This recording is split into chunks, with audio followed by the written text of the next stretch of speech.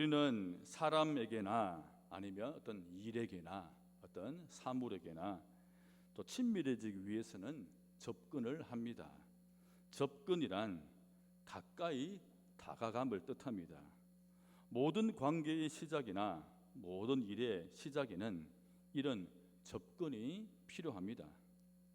그러나 접근만 하는 인생은 사람과 제대로 관계할 수 없고 일에도 익숙해질 수가 없고 어떤 것도 진정 내 것이 될 수가 없습니다. 접근만 하다가는 더 이상 나아가지 못합니다. 우리는 접근을 넘어서 접촉할 줄 알아야 합니다. 접촉이란 우선 서로 맞담이란 뜻으로 신체적인 접촉을 의미하지만 또한 가까이 대하고 사귐이란 뜻으로 반드시 물리적인 것, 신체적인 접촉만 필요한 것은 아닙니다. 정서적으로, 영적으로 가까이 대하려는 마음도 필요합니다. 어쩌면 이런 접촉이 진정한 접촉일 수가 있습니다.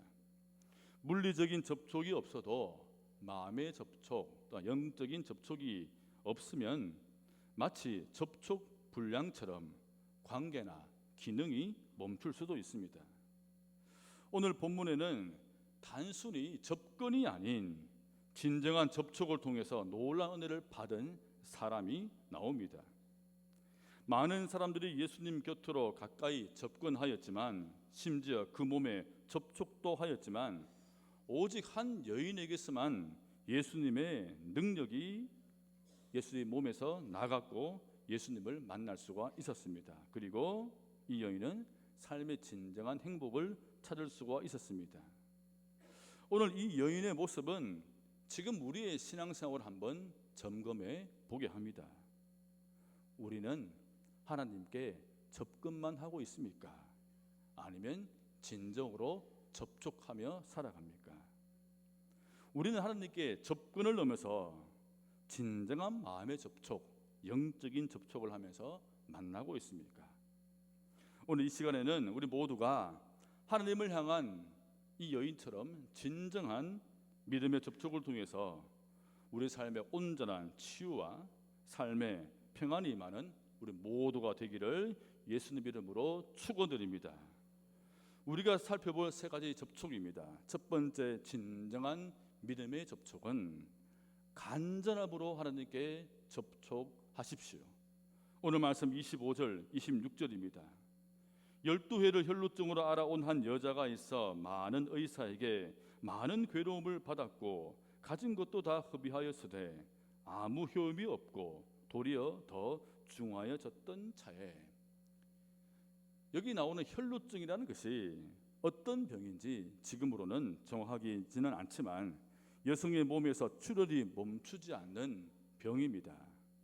이 여인은 12년 동안 병을 고치려고 부단히 노력하였지만 고생만 하고 세상은 다 허비하고 병만 더욱 악화시켰습니다.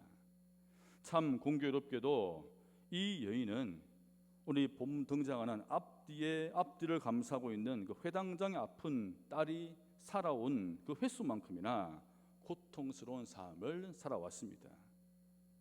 회당장의 딸과 이 여인의 다른 점이 있다면 이 여인과 같은 유출병은 구약 성경의 정결법에 의해서 부정하다, 즉 깨끗하지 못하다라고 낙인이 찍힙니다.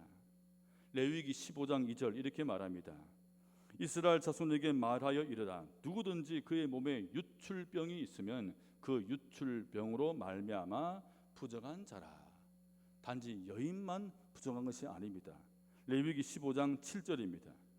유출병이 있는 자의 몸에 접촉하는 자는 그의 옷을 빨고 물로 몸을 씻을 것이며 저녁까지 부정하리라. 이 병은 다른 사람들마저 부정하게 만든다 생각해서 가까이 해서는 안 되고 손을 대어서도 안 되는 병입니다. 그의 옷이나 그가 누웠던 침상 등 그의 물건이나 모든 생활의 흔적에 접촉해서도 안 되는 그러한 부정한 사람입니다. 생활에 엄청난 제약을 받는 병입니다. 또한 아버지가 치료해 주려고 애를 쓰고 있는 회당장 딸과는 달리 가난한 데다가 어떤 사람도 그에게 다가서는 사람이 없고 누구도 자신을 위해 나서는 사람이 없어 외롭기까지 합니다.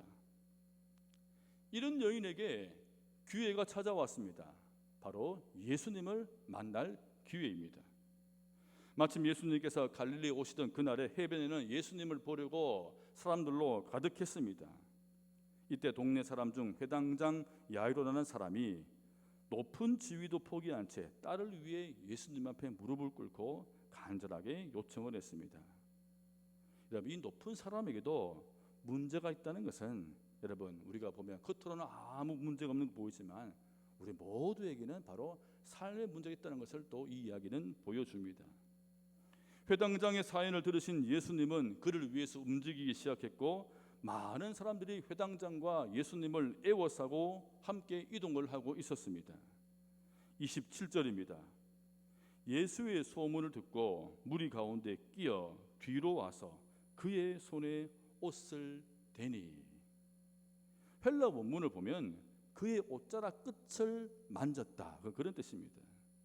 예수님이 지나가신다는 소문 듣고 그곳으로 갔지만 이 여인은 자신의 상황과 처지 때문에 그 앞에 나서지는 못하고 이동하는 무리 사이에 자연스럽게 합류해서 예수님 뒤편에서 그 누구도 눈치채지 못하도록 살며시 예수님의 옷자락 끝에 손을 대었습니다.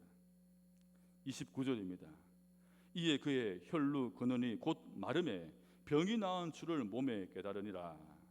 그러자 즉시 그 피가 나오는 원인이 고쳐졌고 피가 멈추었습니다. 이 능력이 얼마나 대단하였던지 여인은 바로 내 몸이 완전히 나았다는 것을 알 정도였습니다. 많은 사람들이 예수님을 따라다니면서 애워싸고 밀면서 자연스럽게 사람들의 몸이 예수님의 옷이나 몸에 접촉이 되었습니다. 심지어는 의도적으로 그의 손이나 몸에 손을 대기를 시도했던 사람도 있을 것이라고 우리는 생각할 수가 있습니다. 그러나 이 여인이 예수님의 옷자락 끝에 내민 단 한 번의 그 손만이 그 순간 12년이나 지속된 괴로움과 고통을 멈추게 했습니다. 왜 이 여인에게만 예수님에게서 능력이 나갔던 것입니까? 28절 말씀을 같이 한번 보십시다. 이는 내가 그의 옷에만 손을 대어도 구원을 받으리라 생각함일러라. 오늘 본문 27절과 28절에 대다라는 이 헬라 이 단어는 하토마이라는 그런 단어입니다. 이 단어 하토마의 기본적인 뜻은 손을 대다, 그런 뜻입니다. 또 다른 의미가 있습니다. 줄이나 끈 따위로 서로 떨어지지 못하게 붙잡아 매다, 이런 뜻도 가지고 있습니다. 내가 그의 옷에만 손을 대어도 구원을 받으리라 생각함이라, 즉 예수님과 연결되기를 바라는 간절한 마음으로 이 여인은 예수님의 옷자락에 그 끝에 접촉했던 것입니다. 여인의 접촉은 비록 옷 끝이라는 정말 미미한 접촉이었지만 거기에 있는 수많은 사람들의 접촉과 달랐던 그 차이는 바로 이 여인의 간절함이었습니다. 간절함이 있었기에 자신의 부정함에도 불구하고 다가설 수가 있었습니다. 그 간절함 때문에 그는 용기 있게 손을 내밀 수가 있었습니다. 그 간절함으로 옷자락 끝이라는 아주 작은 접촉을 했지만 그는 능력을 받을 수가 있었습니다. 여러분, 그냥 만지는 것과 간절함으로 만지는 것은 차이가 있습니다. 우리가 그냥 예배 드리는 것과 간절함으로 예배 드리는 것, 우리가 그냥 기도하는 것과 간절함으로 기도하는 것, 우리가 그냥 말씀을 듣는 것과 간절함으로 말씀을 듣는 것은 큰 차이가 있습니다. 간절함이 있으면 들립니다. 간절함이 있으면 움직이게 합니다. 간절함은 안 되는 것을 시도하게 하고 힘든 것을 넘어서게 하고 어려운 일들을 꾸준히 해나가게 하는 그런 힘이 되는 것입니다. 성도 여러분, 간절함으로 예배를 드리면 하나님을 만날 것입니다. 내가 오늘 꼭 이 말씀을 드리라, 내 문제를 가지고 이 말씀에 접촉하리라, 하나님이 지금 나와 내 문제에 말씀하고 계신다, 이런 간절함이 있으면 반드시 나와 내 삶의 문제가 이 말씀에 접촉될 줄을 믿습니다. 예레미야 29장 13절입니다. 너희가 온 마음으로 나를 구하면 나를 찾을 것이요 나를 만나리라. 믿음에 있어서 간절함은 연약함이 아니라 능력입니다. 우리가 간절함으로 접근하고 접촉할 때 그 간절함이 하나님을, 예수님을 움직이게 하는 것입니다. 성도 여러분, 우리의 믿음 생활에 이 간절함을 회복할 수 있기를 바랍니다. 우리가 이러한 간절함으로 주님께 접촉하면 지금 나에게 말씀하시던 이 하나님이 우리는 느껴질 것입니다. 우리가 간절함으로 주님과 접촉할 때 능력이 임하여서 삶의 문제가 해결될 줄을 믿습니다. 두 번째 믿음의 접촉은 하나님의 사랑에 접촉해야 된다는 것입니다. 주님의 사랑에 접촉하십시오. 오늘 본문 30절입니다. 예수께서 그 능력이 자기에게서 나간 줄을 곧 스스로 아시고 무리 가운데서 돌이켜 말씀하시되 누가 내 옷에 손을 대었느냐 하시니. 몰래 무리 사이에 끼어서 예수님 옷깃을 만졌을 때 병이 나은 것을 아는 사람은 여인만이 아닙니다. 예수님도 아셨습니다. 예수님은 지금 회당장의 요청으로 그와 함께 그의 딸을 고치러 가던 중이었습니다. 어서 이 문제를 해결하셔야 됩니다. 자신에게 능력이 나갔다는 것을 그냥 모른 척하고 가셔도 됩니다. 그러나 예수님은 그 자리에서 멈추시고 자신을 만진 사람을 찾으셨습니다. 누가 내 옷에 손을 대었느냐, 이 말에 사람들의 보인 반응입니다. 31절입니다. 제자들이 여짜오되 무리가 에워싸 있는 것을 보시며 누가 내게 손을 대었느냐 물으시니까 하되. 이 공동번역 성경에서는 이 제자들의 말을 좀 더 직설적으로 이렇게 옮겼습니다. 누가 손을 대다니요. 보시다시피 이렇게 군중이 사방에서 밀어대고 있지 않습니까? 제자들은 예수님의 질문을 마치 내 몸에 손을 댄 사람을 책망한 것으로 생각해서 반문한 것입니다. 아마 제자들뿐 아니라 주변에 있던 모든 사람들도 이렇게 생각했을 것입니다. 32절 말씀을 같이 보십시다. 예수께서 이 일 행한 여자를 보려고 둘러보시니. 원래는 이 문장 앞에 그러나가 붙습니다. 그러나 예수께서 이렇게 시작됩니다. 예수님이 멈추어서 누가 내 옷에 손을 대었느냐라고 하신 것은 제자들이 생각하는 것처럼 우습거나 책망하는 의도가 아니라는 것입니다. 그래서 예수님은 제자들의 대답에도 반문에도 아랑곳하지 않고 오직 이 여인만 찾으셨습니다.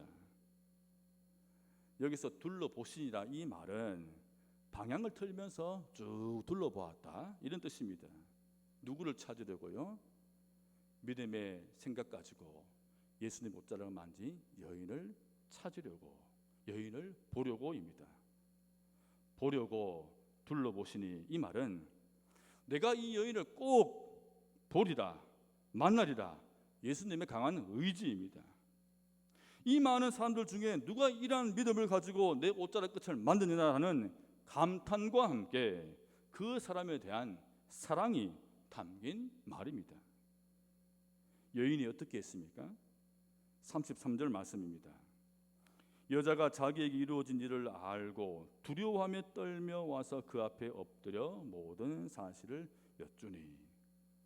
여기서 여인이 가진 이 두려움은 제자들과 사람들이 생각한 책망에 대한 무서움이 아닙니다. 혹시 부정한 사람이 사람들에게 가까이 해서, 부정한 자신이 사람들 가까이 해서 접촉한 것을 안다면 다른 사람들도 함께 부정할 수 있다는 그러한 두려움도 아닙니다. 그의 12년 인생 동안 그의 마음에는 이런 마음이 늘 있었습니다. 누가 나 같은 사람에게 관심을 가져줄까? 누가 나를 위해서 한 번쯤은 내 앞에 멈추어서 내 문제를 들어주고 관심을 가져줄까? 이런 마음이 있었습니다. 그런데 지금 예수님은 이런 마음에 있는 이 여인을 찾으려고 그 여인을 위해서 이 한 사람 때문에 가던 길을 멈추었습니다. 여인이 가진 두려움은 이런 나 같은 사람 때문에 모든 것을 멈추고 나를 찾는 그 사랑에 대한 놀람과 바로 경외입니다. 이 여인은 이제 예수님의 그 사랑과 접촉한 것입니다. 하나님은 지금도 우리 가운데서 이런 여인을 찾으십니다. 오늘도 하나님은 우리 중에서 이 여인처럼 믿음을 가진 사람이 어디 있는가 찾으시려고 둘러보십니다. 하나님을 만나야지, 말씀 속에서 예수님을 만나야지, 나는 연약하고 부족하지만 주님을 만날 수만 있다면 나는 나아질 것이다, 나는 회복될 것이다, 이런 믿음의 생각을 가지고 예배 드리고 있는 우리를 찾으시고 그 문제를 해결해 주시고자 그 앞에 멈추시고 둘러보고 계십니다. 하나님 왜 저 사람만 사랑하십니까? 라는 책이 있습니다. 저자가 자신의 경험을 에세이로 쓴 그런 글입니다. 힘든 환경에 자란 저자가 친구의 전도로 교회에 다니기 시작을 했습니다. 하지만 하나님의 사랑을 잘 느낄 수가 없었다라고 이야기했습니다. 주변 사람들은 하나님의 사랑과 은혜를 듬뿍 받고 참 행복하게 잘 사는 것 같았는데 자신은 늘 그렇지 않았다고 했습니다. 예수님, 저는 참 속상합니다. 저 사람은 참 사랑하시는 것 같은데 저는 안 사랑하시는 것 같습니다. 왜 저 사람한테는 저렇게 많은 걸 주시고 저는 아직도 이런 힘든 삶에서 벗어나지 못하는 것입니까? 항상 그 마음 한켠에는, 하나님 믿지만 마음 한켠에는 이런 마음 때문에 늘 속상하고 서러웠다라고 고백을 합니다. 어느 주일날 그날 또 교회를 갔습니다. 근데 그날따라 너무 숨고 싶어서 교회에 도착해서 예배당 뒷자리 구석에 앉았습니다. 예배당 귀퉁이에 앉아서 숨어 있었지만 그래도 마음 한편에서는 그래도 하나님이 이런 나를 바라만 주시면 좋겠다, 좀 만나주시면 좋겠다, 그런 마음으로 예배를 드렸다고 했습니다. 그날 말씀이 아가서 말씀이 있는데 이 아가서 이 말씀에 귀에 들리기 시작했습니다. 아가서 2장 10절 14절입니다. 나의 사랑 내 어여쁜 자야, 일어나서 함께 가자. 바위 틈 낭떠러지 은밀한 곳에 있는 나의 비둘기야, 내가 너의 얼굴을 보게 하라. 너의 소리를 듣게 하라. 너의 소리는 부드럽고 너의 얼굴은 아름답구나. 이 저자가 이렇게 고백합니다. 하나님이 나의 이런 모든 마음을 알아주시며 나를 꼭 안아주시는 것 같았습니다. 내가 숨어버리는 그날 내 앞에 하나님이 찾아오셨습니다. 초기 교회의 교부인 성 어거스틴은 그의 참회록에서 이렇게 말했습니다. 하나님은 한 사람 사랑하듯이 우리를 사랑하신다. 하나님은 한 사람 사랑하듯이 우리를 사랑하신다. 여러분, 우리 하나님은 여기 있는 한 사람 한 사람을 바라보고 계십니다. 우리 한 사람을 주목하고 계십니다. 우리 예수님은 나의 작은 신호, 몸짓, 신음을 아시고 그 자리에 멈추십니다. 그 문제에 멈춰 서 계십니다. 우리가 그것을 믿고 그 사랑에 접촉한다면 우리 주님을 만나주시고 우리에게 기적을 선물로 주실 것입니다. 성도 여러분, 이러한 주님의 사랑에 접촉하는 모두가 되셔서 어떤 문제도 어떤 병도 해결 안 받기를 축원드립니다. 마지막 세 번째입니다. 진정한 믿음의 접촉은 하나님의 평안에 접촉하십시오. 이제 예수님께서는 멈추시고 여인을 찾으신 진정한 목적을 마지막에 말씀하십니다. 34절입니다. 예수께서 이르시되 딸아, 너의 믿음이 너를 구원하였으니 평안히 가라. 너의 병에서 놓여 건강할지어다. 예수님께서 이 여인을 향해서 딸아라고 부르셨습니다. 그것은 지금 예수님과 동행하고 있는 회당장이 예수님을 향하여서 내 어린 딸이라는 말을 떠올리게 합니다. 즉 딸을 염려하고 걱정해 주는 회당장인 아버지가 있는 것처럼 12회를 의지할 데 없이 외롭게 살아온 이 여인에게 따라 부르시는 그 예수님이 그녀의 몸뿐 아니라 고되고 외로웠던 마음도 지금 치유하고 계신 것입니다. 그리고 이 예수님은 여인에게 평안히 가라, 내 병에서 놓여 건강할지어다. 아픈 딸을 위해 그 곁을 지키는 회당장 아버지가 있기에 어떤 상황에서도 평안할 수 있는 것처럼 이제 이 여인에게는 예수님 함께 계시기에 삶이 평안할 수 있음을 주님은 선포하신 것입니다. 예수께서 말씀하신 평안이라는 이 말은 신약 성경 헬라어의 에이레네라는 말입니다. 이 말은 구약 성경 히브리어 우리가 잘 알고 있는 샬롬에서 나온 그대로 옮긴 말입니다. 샬롬, 에이레네, 이 평안은 주님과의 관계가 완전 회복된 상태를 말하고 여기에서 나오는 우리 삶의 진정한 평안을 샬롬, 에이레네, 바로 성경의 평안을 말합니다. 예수께서 그 바쁜 중에도 걸음을 멈추시고 무리 중에 숨어있는 여인을 주목해 보신 이유는 그녀의 약점, 부정함을 저주하거나 죽음으로 위협하지 않으시고 병이라는 문제에서 완전히 자유할 뿐 아니라 예수님과의 만남을 통해서 진정한 삶의 평안을 누리도록 살게 하시려는 것입니다. 여러분, 이것은 우리 주님께서 우리를 향한 궁극적인 마음입니다. 하나님은 우리가 주님 안에서 평안하기를 끊임없이 선포하고 계십니다. 예레미야 29장 11절입니다. 여호와의 말씀이니라, 너희를 향한 나의 생각을 내가 아나니 평안이요 재앙이 아니니라, 너희에게 미래와 희망을 주는 것이니라. 예수님은 자신에게 향료 컵을 깨뜨려 부은 여인에게 이 평안을 선포하셨습니다. 누가복음 7장 50절입니다. 예수께서 여자에게 이르시되 너희의 믿음이 너를 구원하였으니 평안히 가라. 그리고 예수님은 이제 십자가의 길을 떠나시기 전에 제자들에게 이렇게 이 평안을 주셨습니다. 요한복음 14장 27절입니다. 평안을 너희에게 끼치노니 곧 나의 평안을 너희에게 주노라. 16장 33절입니다. 우리 같이 한번 읽어보겠습니다. 시작. 이것을 너희에게 이르는 것은 너희로 내 안에서 평안을 누리게 하려 함이라. 아멘. 여러분, 이 말씀을 진심으로 간절히 받는 여러분에게 이 평안이 이미 임한 줄을 믿습니다. 여러분, 우리 중에 이 여인처럼 병마로부터 자유함을 얻기 위해서 오랫동안 끊임없이 부단히 투병생활하신 분도 있을 것입니다.